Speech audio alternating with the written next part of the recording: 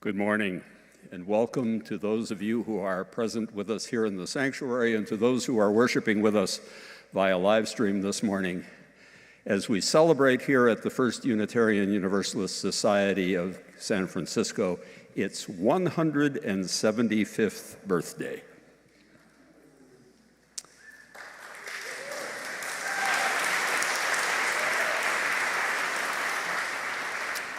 If I were to thank everyone who has made this moment possible, this worship, all of the many people who are listed in the order of worship, those who served on the Anniversary Committee, we'd be here all morning because we'd have to include that great cloud of witnesses who are here with us only in spirit. I want to ask you to travel with me back in time and imagine this great city in October of 1850, when the water came up to Montgomery Street, and the cove was littered with the abandoned hulls of the ships that had brought so many to these shores. And in a rented hall owned by a New Englander, a group of men, all men, because the town had 25,000 males and fewer than 1,000 women. This group gathered to hear the Reverend Charles Farley, the one-time pastor of Unitarians in Eastport, Maine, who preached the first Unitarian sermon on this Pacific coast. He did so very reluctantly. "I have no sermons with me, and there's no library," he complained when Joseph Coolidge, the owner of a little inn, a ramshackle wooden structure called the Quoddy House, named after the Passamaquoddy River in Eastport, had met him and importuned him to please bring a civilizing influence to this town. "What shall we do for music?" Farley objected. Coolidge said, "Well, I have a fiddle and a hymnal." And the service that morning, like today, began with a male quartet, led back then by Mark Sumner's earliest predecessor. The brother and son of Unitarian ministers, James Pierpont, was the first music director of our congregation. He's the guy who later became famous for writing Jingle Bells. Nostalgic for New England, clearly.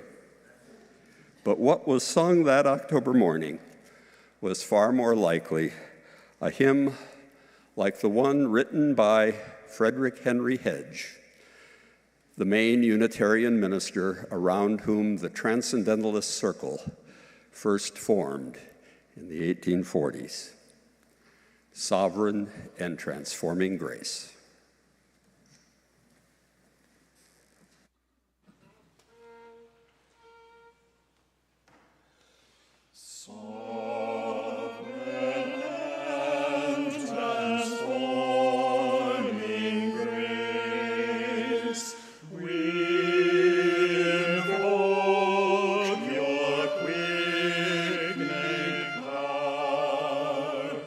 Rain us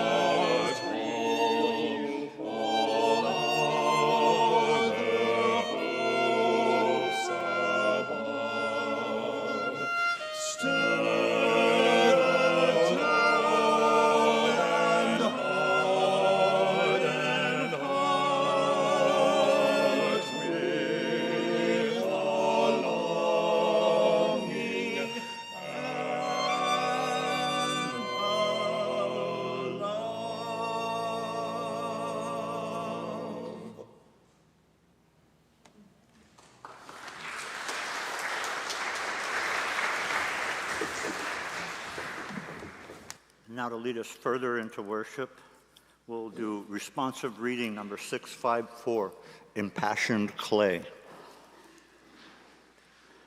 Deep in ourselves resides the religious impulse.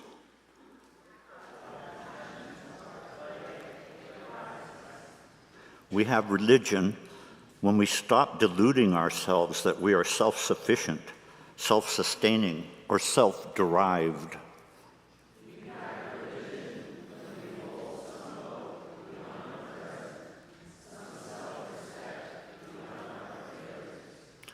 We have religion when our hearts are capable of leaping up at beauty, when our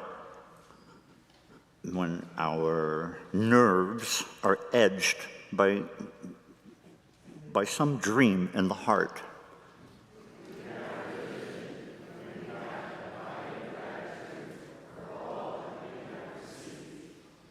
We have religion when we look up on people with all the failings and still find in them good, when we look beyond people to the grandeur in nature and to the purpose in our own heart.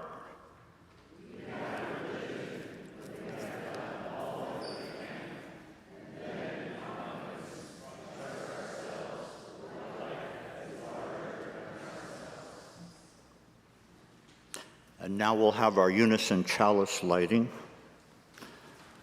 which the words are in your order of service. If you have a chalice at home, feel free to light that as well. We light this chalice with the light of truth, the warmth of love, and the fire of commitment.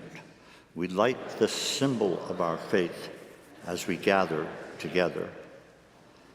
And now if you'll turn in your hymnals to number 287,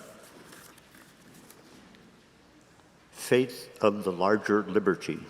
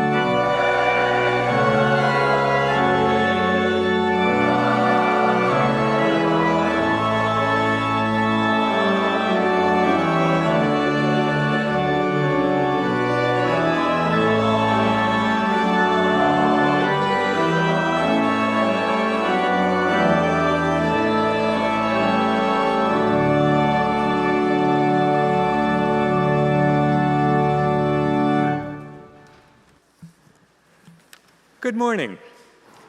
I'm Galen Workman, moderator of the Board of Trustees. And as we begin our time of worship on the 43,750th day of our society, I would like to invite us to enjoy being in community together throughout the week, and not just while we're sitting here in the pews.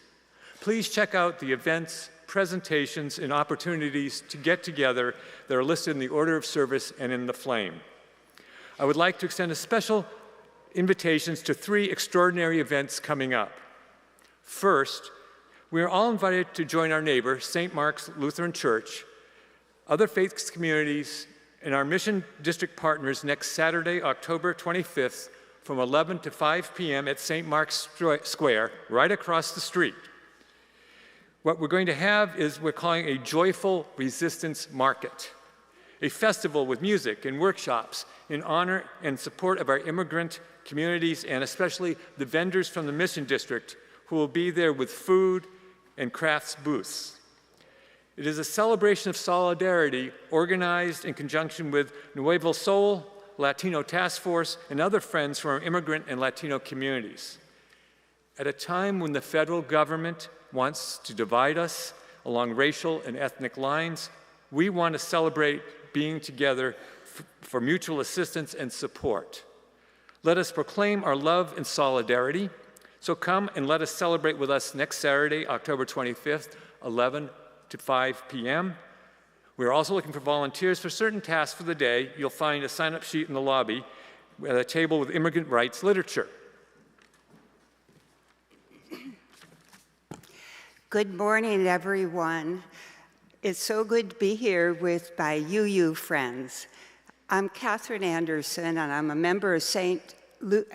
Mark's Lutheran Church, your neighbor just a half block away. And we are very excited for St. Mark's and UUSF to be co-sponsoring this event for Immigration Recognition Day. We believe, or our original intent in forming this joint effort was to raise up our sisters and brothers in the immigrant community, to show them that we are not just people of goodwill, but we show up for them. And it will provide an opportunity for us to get to know some of our immigrant neighbors. As Galen said, there will be food vendors, musicians, speakers, fun things for kids, face painting, storytelling, and Know Your Rights sessions.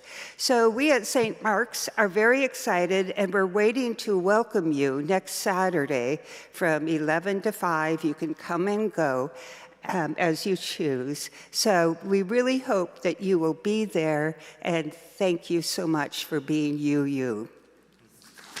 And here's a flyer.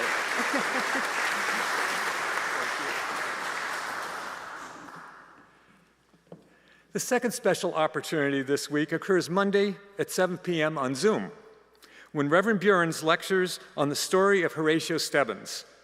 Stebbins succeeded Thomas Starr King, serving our congregations 36 years until 1900. In that time, he saved Mark Twain from suicide. He dedicated our present building, and he survived a scandal in which his son-in-law killed his daughter's lover. He became a revered pastor to everyone from Emperor Norton to governors, congressmen, writers, and artists. So register online and get the Zoom links to Reverend Buehrens Stebbins' lecture. That will be fun. And the third special activity this week is the online auction that closes. You can bid on artwork, meals, wine, and services. Basically, we're offering a full range of San Francisco fun, nourishment, and excitement. I'd especially appreciate it if you would bid on the 2 items I'm helping to donate. One is cornhole with the board. The other is dinner at my favorite Italian restaurant, Poesia. These are great opportunities. There are a bunch of other things. Please come this afternoon after coffee hour. Go home. Check out what's online at uusf.org/auction. Bid early and often.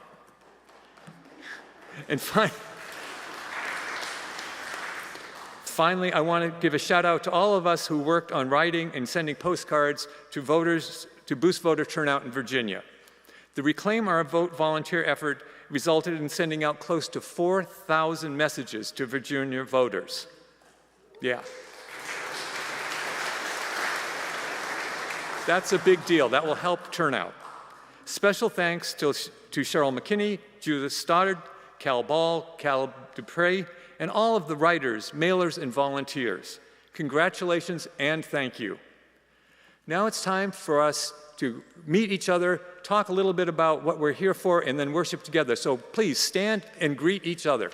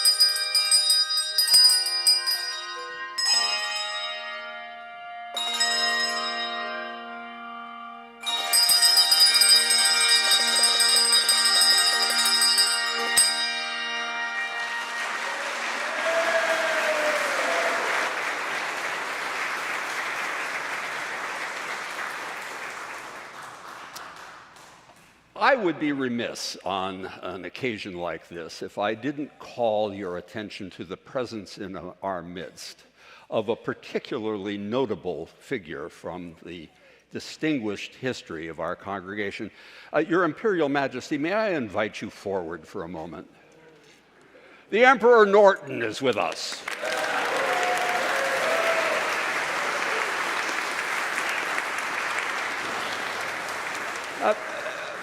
It's my understanding, Your Majesty, that you, like many people in the 1850s, came here as an immigrant yourself. Is that correct? Indeed, yes, I did. I was born just outside of London in Deptford on February 4th, 1818.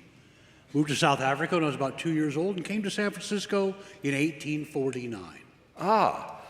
And I understand that it was the troubles of American politics in the 1850s that inspired your proclamation of the empire. Is that correct? Yes, definitely, because I felt this country was going in the wrong direction, especially in regards to slavery, and that if we had an emperor, things would run much more smoothly. Well, after the Chief Justice of the Supreme Court shot and killed the United States Senator on Ocean Beach, I can see how you came to that opinion. Indeed, that was a terrible time, wasn't it? It was indeed. It was just before our distinguished minister, Thomas Starr King, came from the East. And I understand you attended our services during that period. Indeed, I did. Yes. I loved hearing Thomas Starr King give his weekly sermon. And, of course, I attended here. I attended numerous churches as well as synagogues. But wasn't it the case that you told Charles Murdoch, who printed some of your script and proclamations, that when you came into your power, it would be your desire that there be only one church? Yes, because I felt that much of the strife in this world, much of the disagreement, came from religious disagreements. That if we had a universal religion, that would be nullified. And we offer ourselves to that service. As we did then. Thomas Starr King was extremely inclusive in his approach to religion, you know. He regularly exchanged pulpits with the rabbi at Temple Emmanuel and the like.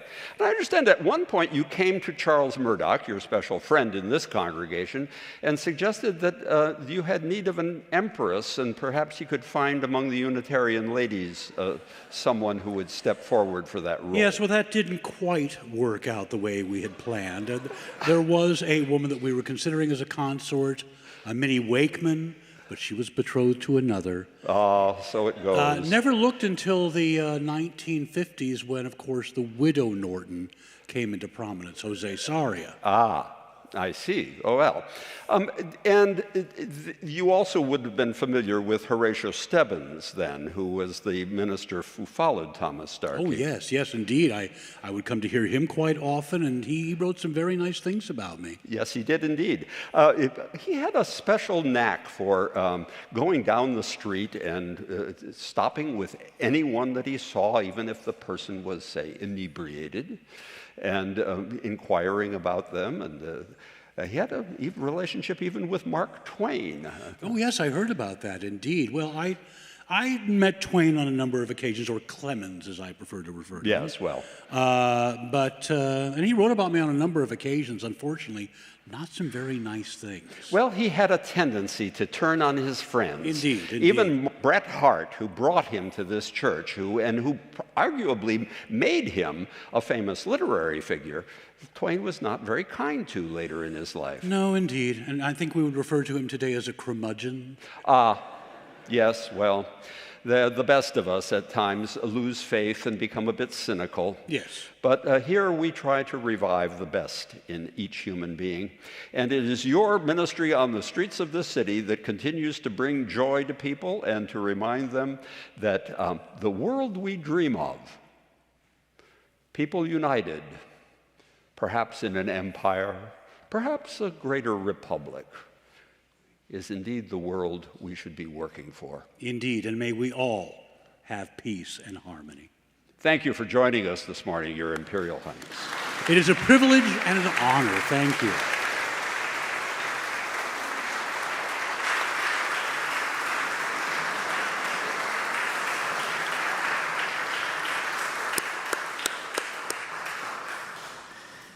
Now it's time for our unison covenant. These are some of the promises that we make to ourselves and to each other, followed by our sung doxology. Love is the spirit of this church, and service is its prayer.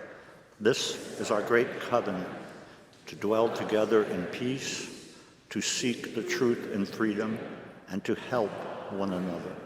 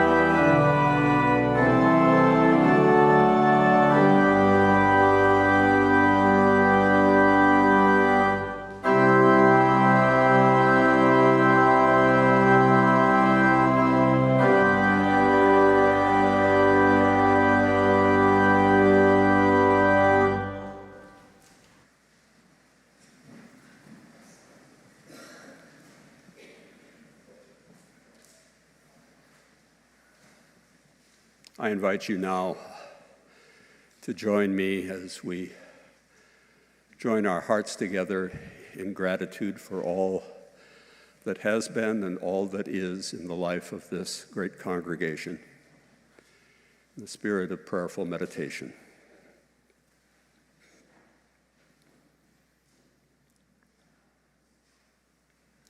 Spirit of the ages,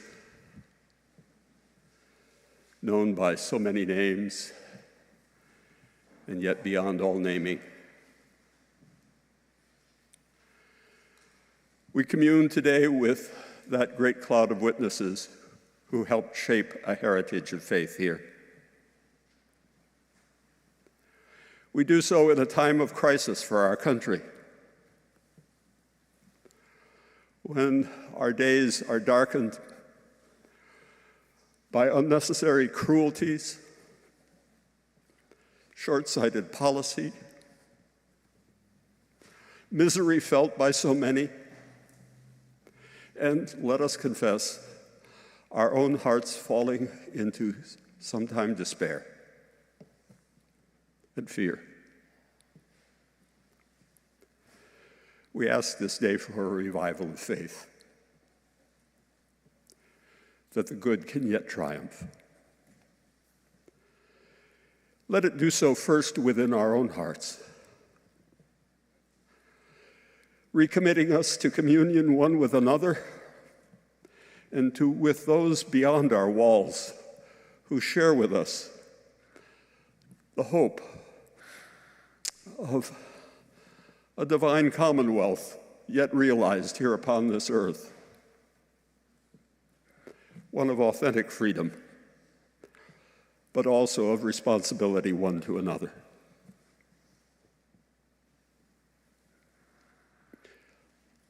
Let our daily lives make room for that hope. Let our meditations, our prayers, be doubled during this time of crisis. Remind us that the present is not the all, that the timeless process of unfolding community is not closed to us, nor to those who will follow us. Let us keep faith with the young and with those yet to come, making this awesome and beautiful creation the garden that was meant for us to tend, the fragile earth that will sustain us and sustain the generations beyond us. These things and more, here in shared silence on this auspicious day, we would offer and we would pray.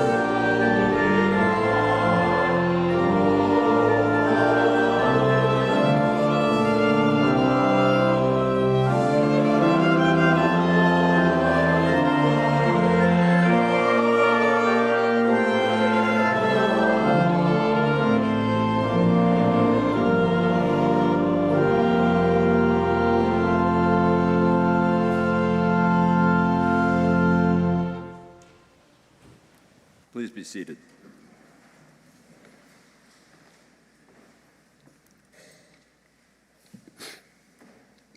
For most of the history of this congregation, at least until a visit in the 1920s by the son of the Baha'i prophet Baha'u'llah, no sermon was preached from this pulpit without a scriptural text. And so today I choose a single verse from the Epistle to the Hebrews. Now faith is the assurance of things hoped for, the conviction of things not seen. This is what our forebears were commended for. To which I add this modern commentary on faith by the late Frederick Buechner. Faith is better understood as a verb than as a noun, as a process rather than a possession. It is in the best of us an on-again, off-again rather than once and for all thing. Faith is not being sure where you're going, but going anyway. A journey without maps. Paul Tillich said that doubt isn't the opposite of faith, it is an essential element of faith. I have faith because my friend is my friend. It is possible that all his motives are ulterior, but there's something about the way I feel when he's around,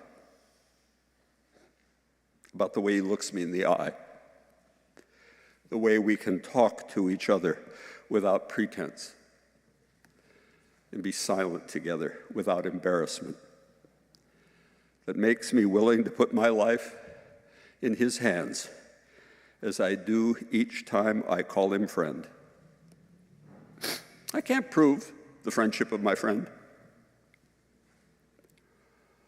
When I experience it, I don't need to.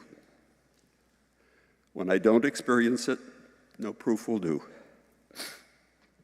If I tried to put his friendship to the test somehow, the test would ruin the friendship that I was testing. And so it is with the faith I try to restore each day at its dawning. Faith can't prove a damn thing, you know, or a blessed thing either. There ends our reading.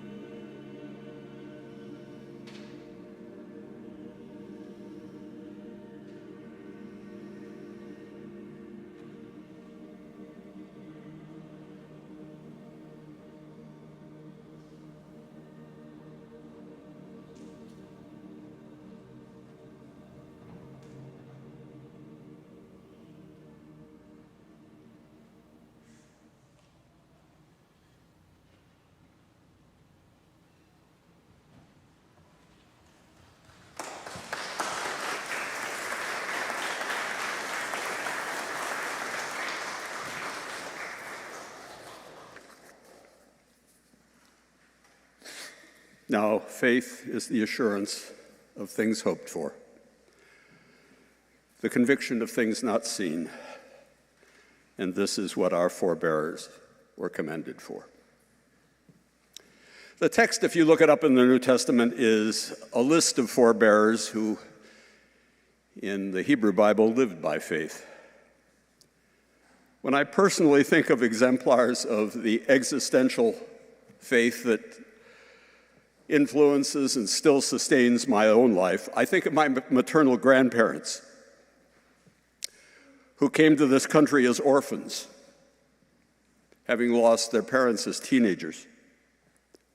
Came separately as immigrants from Slovakia, met and married in Chicago around 1910, and soon had 4 children.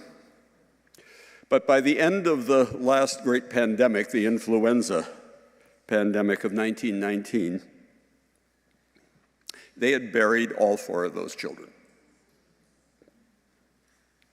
My grandmother herself nearly died. Their Catholic priest declined to come to the home to give her the last rites, and I have some sympathy for him, fearing infection. But my grandfather then gave up on church and any conventional faith. And yet I would not be here if they had not kept going by faith and had 3 more children by 1925. Once I asked my grandmother why she kept going to church. Oh, Yanni, she said, I go there, I see people who have sorrows like mine or greater. I pray with them and for them and for your grandpa, that it is no good to be bitter or give up on life. That's why I keep going. Her saying so reminded me of another time of crisis that they had to go through as a family that my mother could hardly speak about. During the Great Depression, my grandfather lost his job as an auto worker. Some slick sales guy had sold him a plot of land in South Texas where he was told he'd be able to pick the grapefruit off the trees. He rented out the house for a little income, moved the family there, and according to my mother, who refused to say more, they nearly starved. After a year or so, they had to come home, and Grandpa took the only work he could find, kind of like Joseph Coolidge at the Quaddy House, keeping a tavern.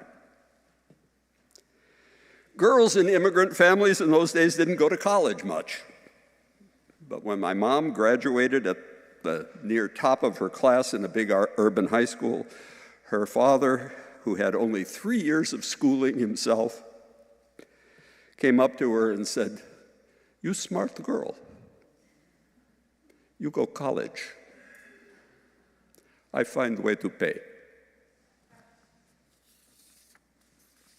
Today, I think of stories in the life of this religious center with a civic circumference, as I called it in my history of the congregation, my history of Unitarian Universalists in the city since 1850. And I asked, wasn't it by faith that those 24 guys stayed after worship on the 20th of October in 1850 and formed a formal First Unitarian Society? Sometimes faith shows up in different forms. Simple persistence. For the first 3 years, fires burned down San Francisco roughly every few months. The rented halls where the congregation began all disappeared. And yet, in 1853, they built a so-called fireproof building, brick and stucco, down on Stockton Street, now in Chinatown, that would seat 1,000 people, and invited the Reverend Joseph Harrington to come with his family to be their pastor. He preached 3 Sundays for them before he died of yellow fever. The trustees gave his entire year's salary, 2.5 times what a minister would make in Boston because it was so expensive out here,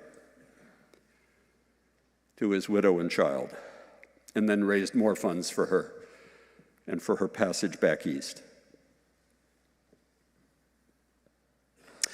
Then they advertised themselves to people in Boston as offering the largest and wealthiest congregation in the city to attract a new minister.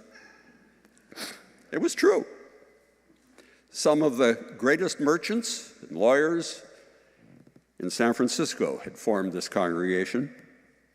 And boy, they were needed, because in 1856, when the local economy collapsed because the gold rush was over and the church went into debt, well, they persisted.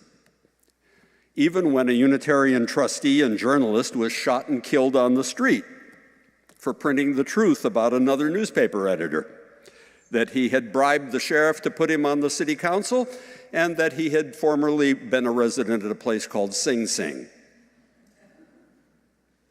The Unitarian merchants and lawyers rose up and formed the Second Vigilance Committee in the city, cleaning out City Hall, combining city and county government with one of their own as mayor. David Chu told this story from this pulpit 11 years ago on my first Sunday as your senior minister. The minister in that tumult was a scholarly, quiet man named Rufus Cutler, who served well enough until at an annual meeting, one of the men made a motion to appoint him as a committee of one to find a minister's wife. Disinclined to marriage, Rufus took the hint and went back east to teach Latin.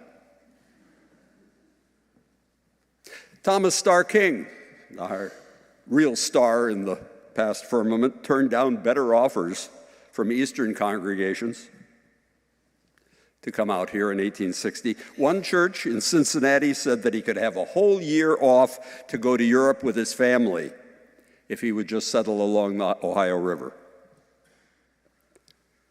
Because sometimes faith does look a little bit like sacrifice. His wife, Julia, hated it here initially. She called it San Francisco, because the dunes kept blowing in under the windows and doors and making her housekeeping near impossible. Starr King himself gave speeches in favor of the Union cause in front of pro-slavery miners who were armed with Bowie knives and pistols. He fought chronic TB, wore himself down, raising more money for humanitarian relief than anyone to that point in American history. And Black Americans who had fled racist California for Canada sent him $1,000 for the Union cause, and he took Julia with him all the way to Victoria on Vancouver Island, just to thank them. When the Stockton Street Church, with its room for 1,000, proved too small for the crowds that he attracted, the trustees built that gaudy neo-Gothic structure on Union Square that seated 1,600 and that almost embarrassed him. He preached there 7 times before he died of diphtheria, his last wish being that the congregation retire the church debt. By faith, the congregation trusted Henry Whitney Bellows, who came out from New York to console them, when he recommended that they call Horatio Stebbins, of whom I'll say more tomorrow night. Pretty good choice. He lasted 36 years. Let me just say that he'd been a poor New England farm boy who struggled to get an education, once walking from Western Massachusetts to Ithaca, New York, to improve his Latin. Out here, he turned a small men's school called the College of California, then in Oakland, into the university in Berkeley, of which he served as a regent for 26 years. And then he advised the Stanford family when they wanted to memorialize their son with another university, and served as a trustee there as well. Oh yeah, and he did really intervene with Mark Twain when he was in what Twain himself called his slinking period, drinking and unable to pay his bills at the boarding house. Stebbins' pastoral touch was legendary in the city. And during his long tenure, the church acquired the Society for Christian, later Community Work, and the Hinckley Fund to help others beyond the walls of the congregation. And he had the courage to stand up and denounce to their face 2 successive governors for giving in to anti-Chinese, anti-Asian bias. Because sometimes faith looks like sticking to your ideals and saying so. It was Stebbins who helped the congregation make the tough decision to move from Union Square, from a building that had been damaged by an earthquake, and that cable car inventor Andrew Smith Halliday had said might fall down before they sold it, and move here. And in this building, when the earthquake and fire of 2006 caused the bell to fall through the ceiling, his successor, Bradford Levitt, led the interfaith relief efforts across the city and stood at the gate of the Presidio doing triage. Able-bodied men camping over here, women and children, and those injured to the ferries and across the bay. When he saw that the rapid rebuilding of the city included skimming at once again corrupt City Hall, Levitt went after the mayor and the supervisors, who all belonged to the ill-named Working Men's Party, which had started as the Anti-Chinese Party and was now involved in shaking down employers with promises of no labor troubles if they would just provide their lawyer with retainers, otherwise known as bribes. Lots of business leaders liked what they called the system. And when the mayor went on trial at Temple Shereth Israel, which had been pressed into service as the temporary courtroom, somebody went in and shot the prosecutor in the back of the head. Right here in our city. Levitt organized the clergy across all faith lines to insist that the corruption had to end. Because often the best faith action then and now is interfaith action. And I would venture to say that no congregation in this city has known that better through history than this one. And then there are times when faith looks most like loyalty. There have been plenty of times that have challenged members of this congregation.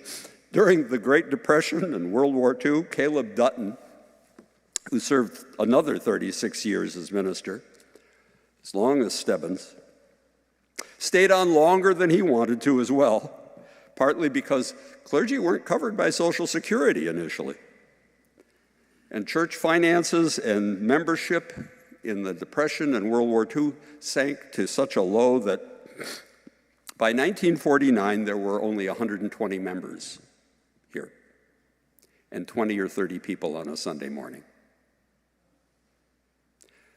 You know, sometimes the ups and downs of life are as steep as the hills of this city.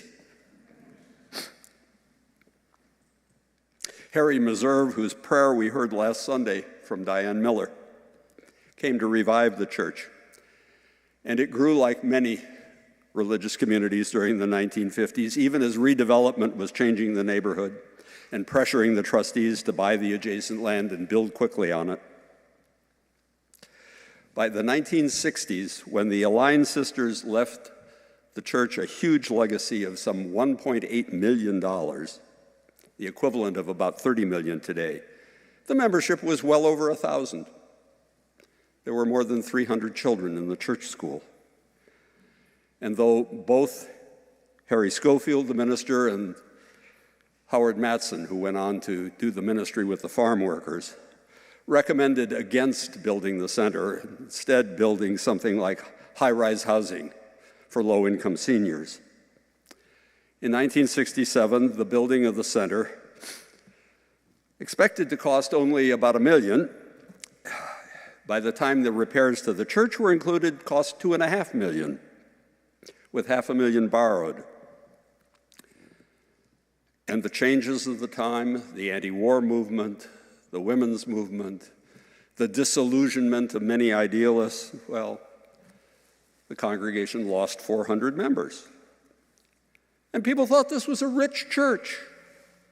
What with the Hinckley Fund and the SCW doing good works in the wider city.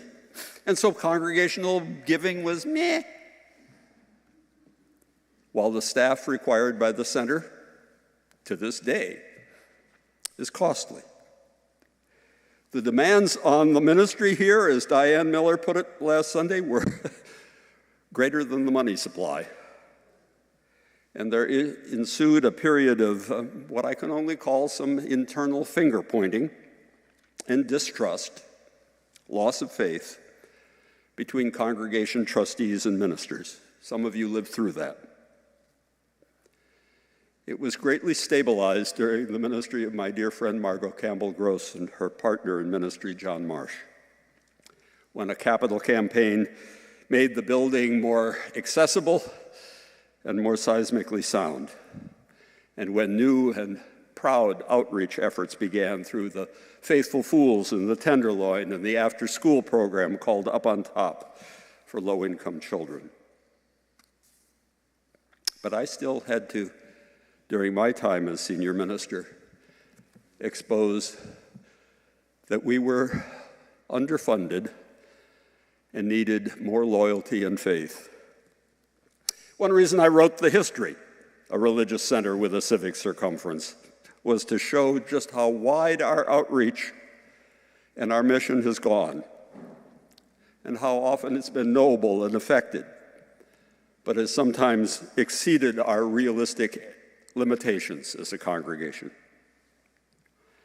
And now, in this new time of crisis in our whole country, when our dearest values of democracy and inclusivity, human dignity and human rights are under unprecedented attack by our own national leaders, and so many of us are in grief and in shock and in even despair, all I can say is that it worries me how often I hear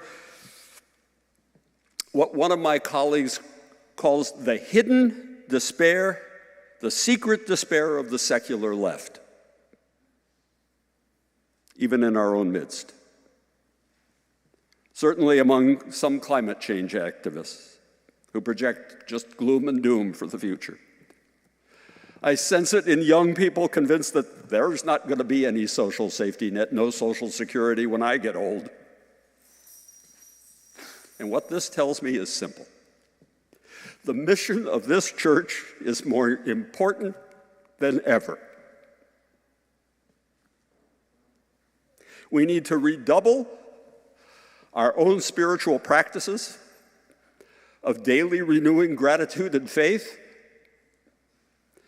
in appreciating the unmerited beauty that is being itself every moment that we are still alive. We need to show progressives a way to be authentically religious in the way that our call to worship summoned us to. We need to address those who say that they are spiritual but not religious, that there is a way to be in community without parking your brain at the door or your individual experiences feel slighted or your previous affiliations neglected. We need to show the value of community that embraces diversity and that teaches the art of authentic respect for difference and the rebuilding of faith and trust in human connection and mutual care. We need to do this not because We are the only place that can do it. But because, as our partnership with our neighbors shows, we can rebuild the neighborhood and perhaps the nation. We have come thus far by faith, my friends. Though the forms may have changed, may the inner faith held and deepened here in our midst neither fail nor ever falter. I ask this in the names of all those, known and unknown, present and absent, remembered and forgotten, who have been and even are now exemplars of a true and humanly liberating faith. So may it be. Amen.